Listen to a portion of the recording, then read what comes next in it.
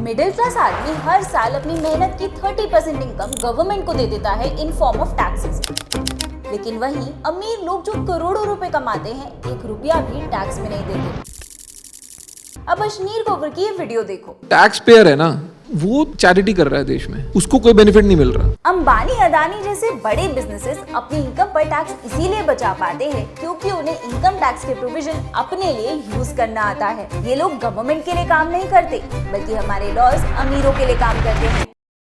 ये इन 3 तरीकों से अमीर लोग अपनी इनकम पर टैक्स बचाते हैं। Number 1, farm houses. तो इशू समझने से पहले इंडिया का टैक्स सिस्टम समझते हैं। तो इंडिया में एग्रीकल्चरल इनकम टैक्स एग्जेम्प्ट है, यानी कि अगर आपको कोई भी इनकम एग्रीकल्चरल प्रोड्यूस बेचकर या फिर एग्रीकल्चरल लैंड को रेंट पर चढ़ाकर हुई है तो उस पर आपको कोई टैक्स नहीं देना होगा। और ये लूप होल अमीर लोगों को काफी अच्छे से पता है, इसीलिए काफी अमीर लोग फार्म हाउसेस खरीद लेते हैं नोएडा, गुड़गांव और हैदराबाद जैसी जगहों पर। अब इससे इनको 2 फायदे होते हैं। नंबर 1, लैंड की वैल्यू अप्रिशिएट करती रहती है, और number 2, agricultural income tax exempt है। और बस इसीलिए ये अमीर लोग गवर्नमेंट को कहते हैं कि हमने ये ब्लैक मनी हमने ये कैश सब्जियां बेचकर और दूध बेचकर कमाया है।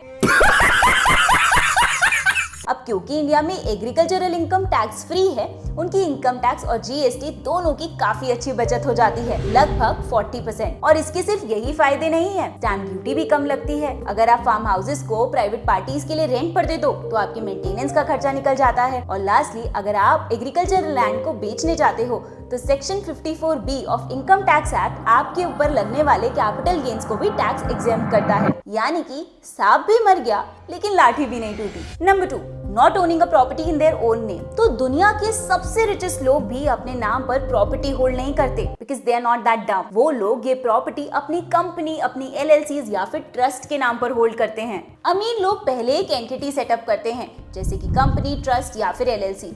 वे प्रॉपर्टी को इस एंटिटी के थ्रू खरीदते हैं ताकि उन्हें टैक्सेस के टाइम डेप्रिसिएशन का भी बेनिफिट मिल सके और ये प्रॉपर्टी क्रेडिटर से बचा कर रख पाए। अब डिवोर्स जैसे इवेंट्स में क्योंकि आपके पास उस प्रॉपर्टी की लीगल ओनरशिप नहीं है, आपके एसेट्स प्रोटेक्टेड रहते हैं। Number 3, weddings. तो as per income tax act, शादी में मिलने वाले कोई भी गिफ्ट्स ब्राइड एंड ग्रूम के हाथ में टैक्स एग्जेम्प्ट होते हैं, यानी कि चाहे अनंत अंबानी और राधिका मर्चेंट को शादी में रोलेक्स मिली हो या फिर 2 करोड़ रुपए कैश में, ये सब टैक्स एग्जेम्प्ट है। Hence, Indian weddings are a perfect opportunity for the rich people to convert their black money into white without paying any taxes। अब 51,000 के लिफाफे या फिर 1 लाख के, कौन ही पूछ रहा है। अगर आपको भी टैक्स बचाने की ऐसी कोई और ट्रिक पता है तो मुझे नीचे कमेंट सेक्शन में बताओ।